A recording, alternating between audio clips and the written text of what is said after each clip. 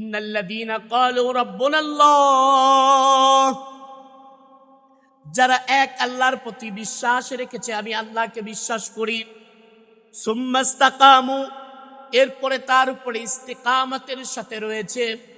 ইস্তিকামত মানে অবিচল, মানে অটল, মানে দুনিয়ার সর্বক্ষেত্রে আল্লাহকে ভয় করে চলে, দুনিয়ার সর্বক্ষেত্রে আল্লাহকে অনুসরণ করে, রসূলের পদঙ্ককে অনুসরণ করে। এমন ব্যক্তির ব্যাপারে কি, এমন ব্যক্তির ব্যাপারে স্বয়ং আল্লাহ পাক রব্বুল আলামিন নিজেই সুসংবাদ দেন, তাতানাজ্জালু আলাইহিমুল মালাইকা, বান্দা যখন মুমূর্ষ অবস্থায় হয়ে যাবে, বান্দা মৃত্যুর শয্যায় যখন বিছানার সাথে কাতরাইতে থাকবে, দুনিয়ার সমস্ত মানুষ, দুনিয়ার সমস্ত সম্পর্ক ছিন্ন বিচ্ছিন্ন হয়ে যাবে। দুনিয়ার মানুষগুলো আফসোস করতে থাকবে, হাই কি যেন কখন যেন দুনিয়া থেকে বিদায় নিয়ে চলে যায়। দুনিয়ার মানুষেরা যখন এমন আতঙ্কিত অবস্থায় থাকবে, আল্লাহ বলে আমার ওই প্রিয় বান্দার জন্য তাতানাজ্জালু আলাইহিমুল মালাইকা, আমি আসমান থেকে ফেরেশতাগুলো নামায়ে দেই, দলে দলে ফেরেশতাগুলো এসে তার পাশে ঘোরে আর তার জন্য দোয়া করে, তার রহমতের দোয়া করে তাকে জান্নাত পর্যন্ত পৌঁছায় দেয়। সুবহানাল্লাহ। সম্মানিত মুসল্লিবৃন্দ, আমরা গত কয়েক জুমায় মুহররম এবং আল্লাহ রসুল সাল্লাল্লাহু আলাইহি ওয়াসাল্লামের ইসলামী খেলাফত ব্যবস্থা নিয়ে আল্লাহ রসুলের কলিজার টুকরা নাতি হযরত হুসাইন রাদিয়াল্লাহু আনহুর শাহাদাতের মর্মান্তিক ইতিহাসের কিছু সংক্ষিপ্ত আলোচনা আমরা শুনেছি, যা থেকে আমাদের সর্বোত্তম এবং সর্বোচ্চ শিক্ষা যেটা আমরা পেয়েছি তা হলো দ্বীনের উপরে অবিচল থাকা, দ্বীনের উপরে অটল থাকা, দ্বীনকে পৃথিবীর সমস্ত কিছুর চাইতে ধর্ম এবং ইসলামকে প্রাধান্য দেওয়া। সুতরাং একজন মুমিন মুসলমানের জন্য পাঁচটি শর্তের উপরে, পাঁচটি সাবজেক্টের উপরে, পাঁচটি বিষয়ের উপরে আমাদের ঈমান আনতে হবে। পাঁচটি বিষয় আমাদের নিজের অন্তরের মধ্যে ধারণ করতে হবে। এক নম্বর হলো আল্লাহর একত্ববাদের উপরে বিশ্বাস। দুই নম্বর, আল্লাহ রসুল তিনি যে সর্বশ্রেষ্ঠ এবং শেষ নবী তার বিশ্বাস। তৃতীয় নাম্বার, আমাদের আখলাকের পরিবর্তন। চতুর্থ নাম্বার, আমাদের মুআমালাত। পঞ্চম নাম্বার, আমাদের মুআশারাত। এই পাঁচটি বিষয় আমাদের জীবনের অত্যন্ত গুরুত্বপূর্ণ বিষয়। এক নম্বর হলো আকীদা, বিশ্বাস, এক আল্লাহর প্রতি অগাধ বিশ্বাস, রসূল যিনি শ্রেষ্ঠ নবী এবং শেষ নবী, তারপরে আর কোন নবী পৃথিবীতে আল্লাহ পাক রব্বুল আলামিন প্রেরণ করবেন না, এই বিশ্বাস সহ তার পূর্ণ আদর্শকে মেনে নেওয়া, তার প্রত্যেকটি সুন্নাত, প্রত্যেকটি আমলকে নিজের অন্তরে গেঁথে নেওয়া, তার উপরে আমল করা, এটা গুরুত্বপূর্ণ একটি ইবাদত, একটু গুরুত্বপূর্ণ একটি ইবাদত একজন মুমিন মুসলমানের জন্য। মনে রাখতে হবে আমাদের, একজন মানুষ শুধুমাত্র আকীদা পোষণ করলো, বিশ্বাস পোষণ করলো এক আল্লাহর প্রতি, কিন্তু তার অন্তরের ভিতরে, তার আমলের ভিতরে, তার কর্মের ভিতরে ওই আল্লাহর একত্ববাদকে ফুটে ওঠে নাই। তার কর্মজীবনে ওই রসুলের আদর্শ জীবনে ফুটে ওঠে নাই, তার আমল ইবাদত যদিও বা হবে, তবে সে একজন প্রকৃত মুমিন হতে পারবে না।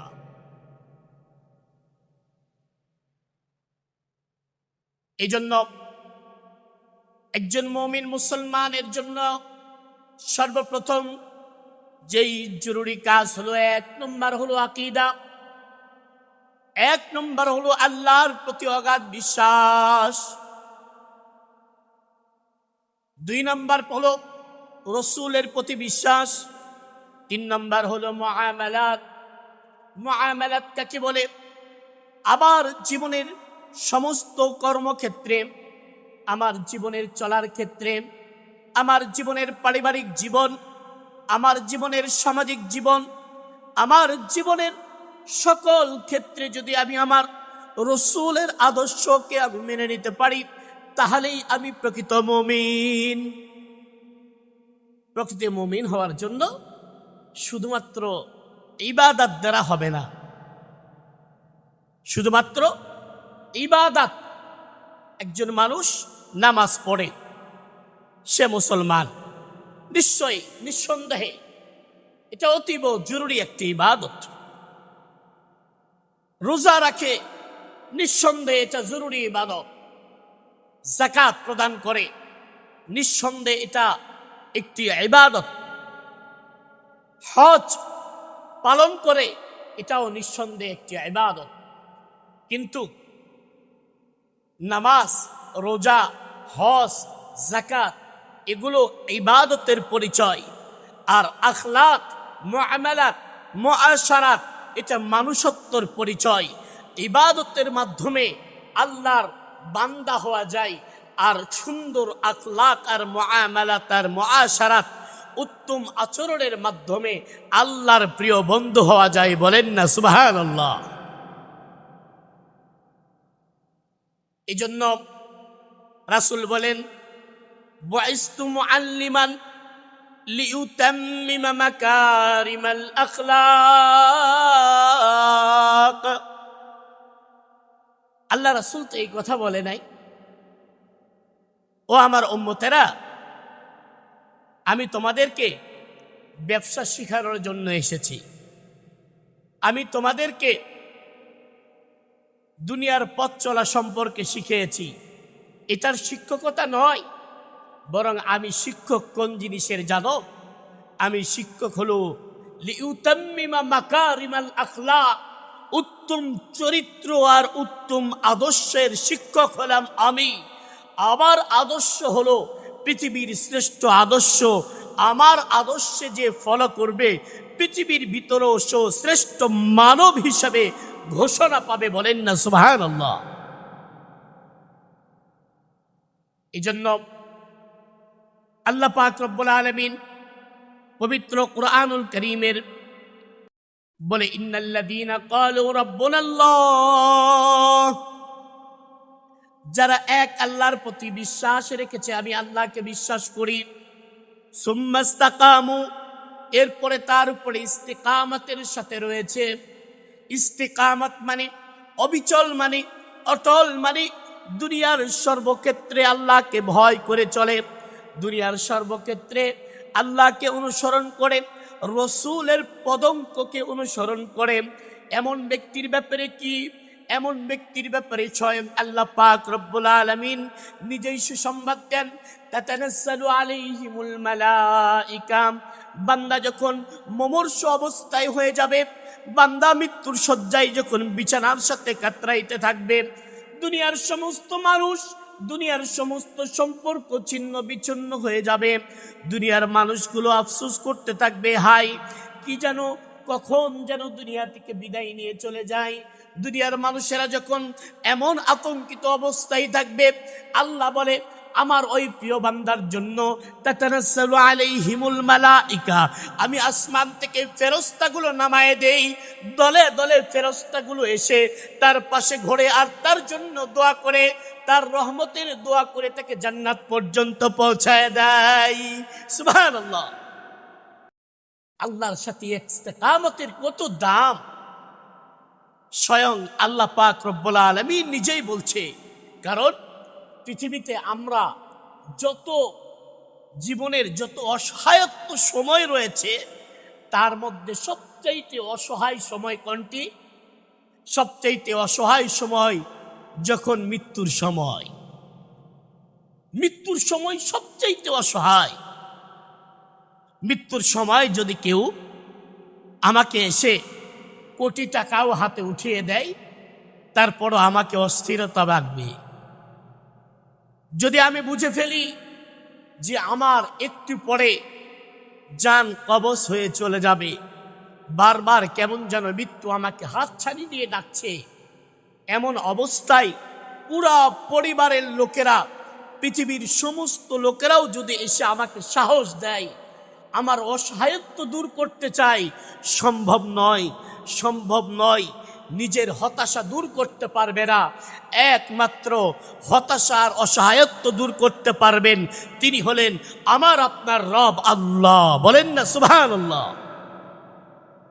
এই জন্য যদি আমরা মৃত্যুর অসহায়ত্বকে দূর করতে চাই, নিজের জীবন থেকে মৃত্যুর ওই সময়, ওই ভয়াবহ সময় আল্লাহর রহমতের ফেরেশতা যদি আমাদের সামনে এসে আল্লাহর কাছে যদি দোয়া করতে চাই, আল্লাহর কাছে রহমতের দোয়া করে, বান্দা তোমার আল্লাহ আপনার এই প্রিয় বান্দা দুনিয়া থেকে বিদায় নিয়ে চলে যাচ্ছে, আমরা আজকে শত শত ফেরেশতা এসেছি তার এই সম্মানিত ব্যক্তির সম্মানিত রূহকে নেওয়ার জন্য, আর একে পৌঁছে দিব ওই জান্নাতের উঁচু মাকাম পর্যন্ত। তখন ওই মৃত্যু ব্যক্তির জীবনে এর চাইতে সৌভাগ্যবান আর কিছুই হতে পারে না। প্রিয় ভাই, এই জন্য ইসলামের একজন মুমিন হওয়ার জন্য সর্বপ্রথম গুরুত্বপূর্ণ বিষয় কি? আকীদা। দ্বিতীয় নম্বর বিষয় আখলাক, চরিত্র। দ্বিতীয় নম্বর বিষয় হলো চরিত্র। আজকে আমাদের এই দুনিয়ায় বাংলাদেশে যদি আমরা লক্ষ্য করে দেখি, যত দিন যায় একজন যুবক যুবতী, সমবয়সী, বৃদ্ধ, আবাল সকলের দিন যায় যতই আখলাকের অবক্ষয়, চারিত্রিক সমস্যা, চরিত্র দিন যায় মানুষের নিম্নমুখী হয়ে যাচ্ছে। তার একমাত্র কারণ আল্লাহ রাসূলের আদর্শকে ফলো না করা। মুআমালাত, আজকে আমাদের লেনদেন, যদি কোনো মানুষ আমার কাছ থেকে কিছু টাকা বিপদে পড়ে ধার নেয়, কর্জ নেয়, তাহলে ওই মানুষ আরেকজনের কাছ থেকে ধার নেওয়ার পরে তার কাছে যদি চাই, সে যেন বড় অপরাধী হয়ে যায়। সে তার সময় মতো তার টাকা তার হাতে পৌঁছে দেয় না এবং তার সাথে কথাও বলে না, বরং বিরক্ত বোধ করে, কেমন যেন টাকা ধার দিয়ে তার কাছে অপরাধী হয়ে পড়েছে। মুআমালা।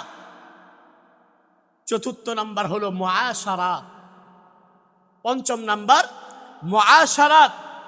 আজকে আমাদের মুআশারাত শব্দের অর্থ হলো আমাদের দৈনন্দিন জীবন যাপন, সামাজিক জীবন।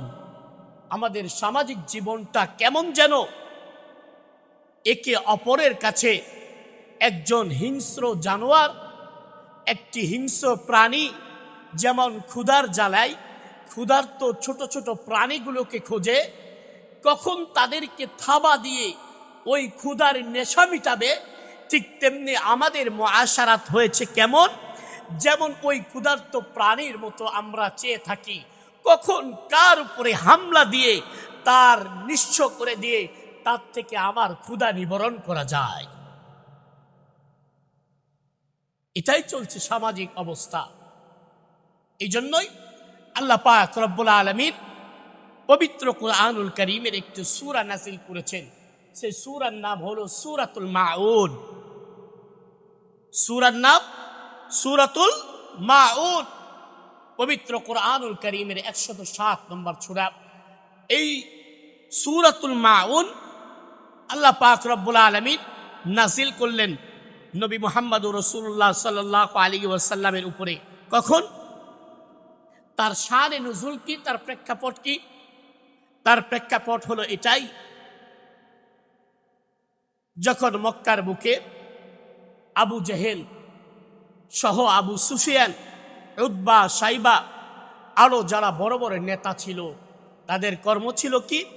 তারা চিন্তা করত, দেখত সমাজের বুকে ওই ব্যক্তিটাকে যে মুমূর্ষ অবস্থায়, তখন তার কাছে গিয়ে বলতো যে আপনি তো মৃত্যু সজ্জায়, আপনার সন্তানগুলো আছে, ছোট ছোট সন্তান, এই সন্তানগুলো তো এখন আপনার সম্পদের ভার নিতে পারবে না, এই সম্পদগুলো আমাকে দেন। আপনার সন্তান যখন বড় হয়ে যাবে, তখন আপনার এই সন্তান যখন বড় হয়ে যাবে, তখন আমরা এই সম্পদগুলো তাদের কাছে ফিরিয়ে দিব। এই মিথ্যা ছলনা দিয়ে জাহিলিয়াতের যুগে ওই সাধারণ মানুষদের কাছ থেকে সম্পদগুলো লুঠিয়ে নিত। এমন সময় একজন এক এতিমের কাছ থেকে সম্পদ নিয়েছে।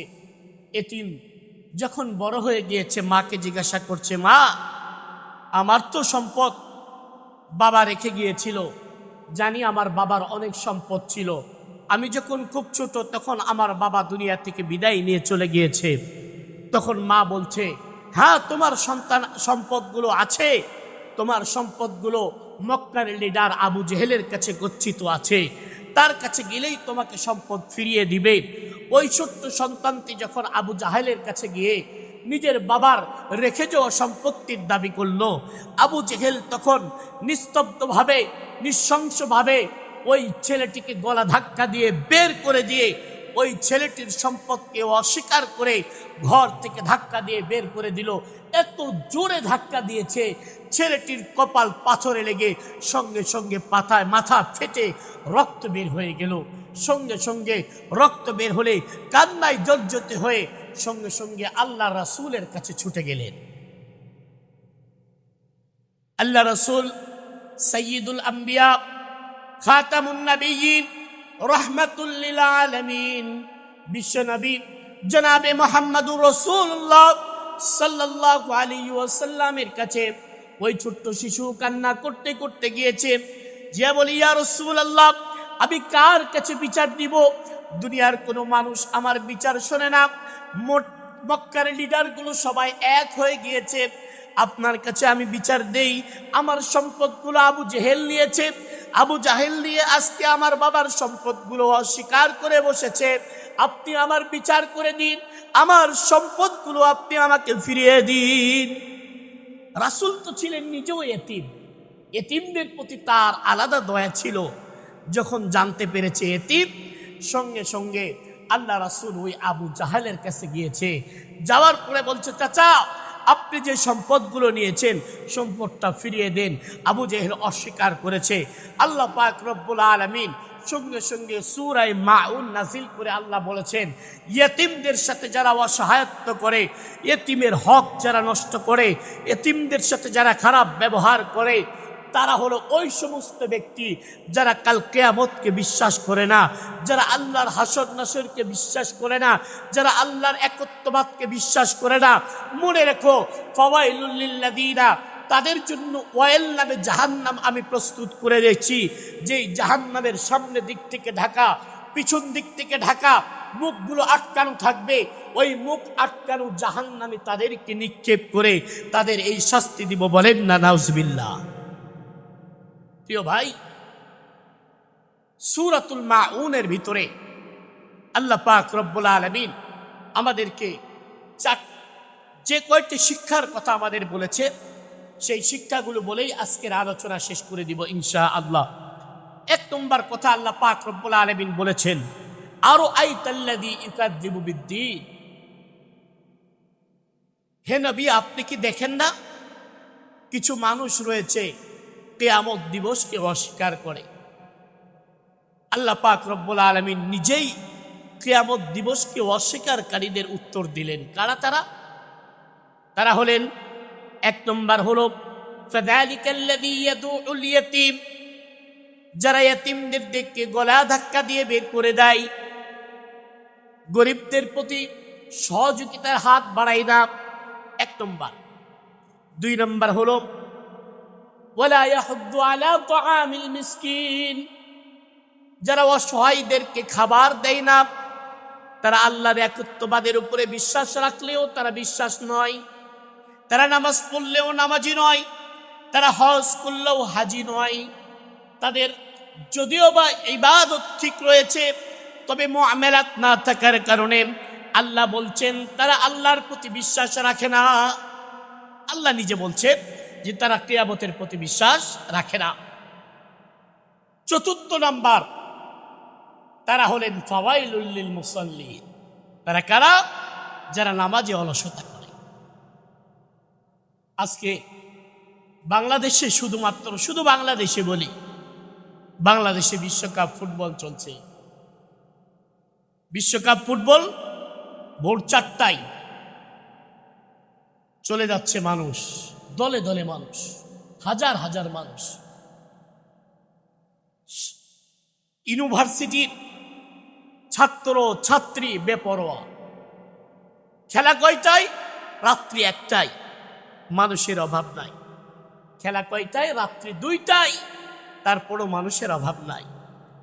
যখনই খেলা হোক না কেন, এই ইহুদি খ্রিস্টানদের খেলা দেখার জন্য রাত্রি জাগরণ করছি, রাত 1টায় জাগছি, রাত 4টায় উঠছি, ভোরে দেখতেছি, রাতের 1টায় উঠতেছি, 4:40, 4:45 ফজরের নামাজ। আল্লাহর বান্দা 1 বছরেও একদিনও ওঠে নাই। এমনও আছে 13 বছর বয়স নয়, 60 বছর পর্যন্ত বয়স, বুকে হাত দিয়ে বলতে পারবে এই 60 বছরের মধ্যেও একটা দিনের জন্য ফজরের নামাজ পড়ে নাই। এমনও আছে। তাদের ব্যাপারে আল্লাহ পাক বলছেন ফাওয়াইলুল লিল মুসাল্লিন, যারা নামাজকে পিছনে ফেলে দেয়, যারা নামাজকে খেলার পাত্র মনে করে, নামাজের ব্যাপারে নিজের অলসতা মনে করে, অমনস্ক থাকে। নামাজ চলছে, মসজিদের মাইকে আজানও শোনা যায়। খবরে দেখা গেল ভোরে যখন খেলা দেখতেছে, পাশ থেকে ফজরের আজান হচ্ছে। আর যখন ফুটবলেরা গোল দিয়ে দিছে, পাশের লোকেরা চিল্লাচিল্লি করছে। এগুলা কি মুসলমানের সন্তান নয়? হ্যাঁ, মুসলমানের সন্তান। তবে আদর্শ আল্লাহ রাসূলের আদর্শে নেই। এজন্য প্রিয় ভাই, আল্লাহ পাক রব্বুল আলামিন আমাদেরকে মুসলমান বানিয়েছে। আমাদের পরিচয় আমরা না ভুলি, আমরা আমাদের পরিচয় না ভুলি। গত জুমায় আমি ঘটনা বলেছি, হযরতে হুসাইনের ঘটনা। হযরতে হুসাইন সহ আরো শত শত সাহাবারা যদি নিজের তাজা রক্ত জমিনে না ফেলে দিত, আমরা এই কালেমা পাইতাম না। আমরা তো কালেমা পেয়েছি বাবা দাদার কাছ থেকে, এই জন্য কালেমার মর্ম বুঝি না। আমাদের কালেমা অর্জনের জন্য হযরতে বেলালের মতো তো মরুভূমির বালুতে শুয়ে থাকতে হয়নি। আমাদের কালেমার জন্য হযরতে সুমাইয়ের মতো লজ্জাস্থানে বর্ষা মেরে শত শত মানুষের সামনে অকাতরে জীবন দেওয়ার প্রয়োজন পড়েনি। কালেমার জন্যে হযরতে হামজার মতো শহীদ হতে হয়নি। কালেমার জন্য কারবালার ময়দানে হযরতে হুসাইনের মতো জীবন দিতে হয়নি। এই জন্য কালেমার মূল্য আমাদের কাছে নেই। এই জন্য ইহুদি আর খ্রিস্টানদের পতাকার মর্ম আমাদের কাছে আছে। এই জন্য তাদের ভালোবাসায় পাগল হয়ে তাদের পতাকা নিজের গায়ে নিয়ে ঘুরছি, তাদের পতাকা নিজের ছাদে টাঙ্গাইতেছি, তাদের পতাকা আর তাদের খেলা নিয়ে নিজের জীবনকে নষ্ট করে দিচ্ছি।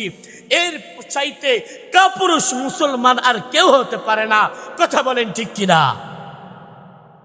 মুসলমান কিভাবে হযরত হুসাইনের কথা ভুলে যায়, কিভাবে নবীর সাহাবীদের কথা ভুলে গিয়ে নিজের শরীরে যেই কাফের, যে ইহুদিরা আমার রাসূলের শরীরকে রক্তাক্ত করেছে, দেশ ছাড়া করেছে, রাসূলকে তায়েফের ময়দানে রক্তাক্ত করেছে, নিজের মাতৃভূমি ছাড়তে দিয়েছে, শত শত সাহাবাদেরকে গলা কেটে শহীদ করে দিয়েছে, আজও পর্যন্ত ফিলিস্তিনি মুসলমানদেরকে নির্যাতন আর জুলুম করে হাজার হাজার মুসলমান শিশুদেরকে নির্মমভাবে হত্যা করছে। আরবি মুসলমানের সন্তান, তাদেরকে ফলো করছি, তাদের উন্মাদনা করছি, তাদের আনন্দে আমি আনন্দিত হচ্ছি। এটা মুসলমানের পরিচয় হতে পারে না, এটা মুসলিমের সন্তান হতে পারে না, এটা আবু বকরের সন্তান হতে পারে না, এটা উসমানের সন্তান হতে পারে না, এটা হুসাইনের সন্তান হতে পারে না। মনে রাখবেন, এটা উম্মতে মুহাম্মাদি হতে পারে না। কথা বলেন ঠিক কিনা? নবীর উম্মত তো এমনই হবে, তার লাজ থাকবে, শরম থাকবে, নিজের ঐতিহ্যকে ধরে রাখতে হবে। মুসলমান আমাদের পরিচয়, আল্লাহ আমাদেরকে ধরে রাখার তৌফিক দান করুক। সকলেই বলি আল্লাহুম্মা আমিন। আল্লাহ পাক রব্বুল আলামিন আমাদেরকে ঈমান অবিচলের সাথে থাকার তৌফিক দান করুক। আল্লাহ পাক রব্বুল আলামিন আমাদের দেশের যে সমস্ত বন্যার্ত মানুষেরা অসহায় হয়ে গিয়েছে, তাদের পাশে দাঁড়ানোর তৌফিক দান করুক। আমরা কমসে কম যদি নাও দাঁড়াইতে পারি, আমরা দোয়া করব ইনশাআল্লাহ। আর যাদের সাধ্য রয়েছে, বাংলাদেশের হক্কানি ওলামায়ে কেরাম দ্বারা পরিচালিত আস-সুন্নাহ ফাউন্ডেশন, আহমদুল্লাহ সাহেব, শেখ আহমদুল্লাহ সাহেব, তিনি আলহামদুলিল্লাহ অনেক বড় খেদমত করে যাচ্ছে। যদি আমাদের সামর্থ্য হয়, ওনার সাথে যোগাযোগ করে বাংলাদেশের আমাদের নওগাঁ জেলায় জেলা কমিটি, ওলামা ইমাম কমিটি আছে, তাদের সাথেও আলোচনা করে আমাদের যোগাযোগের ব্যবস্থা রয়েছে। এই বন্যার্ত মানুষদের পাশে, অসহায় মানুষদের পাশে দাঁড়ানো, তাদেরকে সহযোগিতা করার তৌফিক দান করুক। তাদের আল্লাহ তাআলা দুর্ভোগকে কাটিয়ে সাধারণ জীবন দান করুক। সকলেই বলে আল্লাহুম্মা আমিন।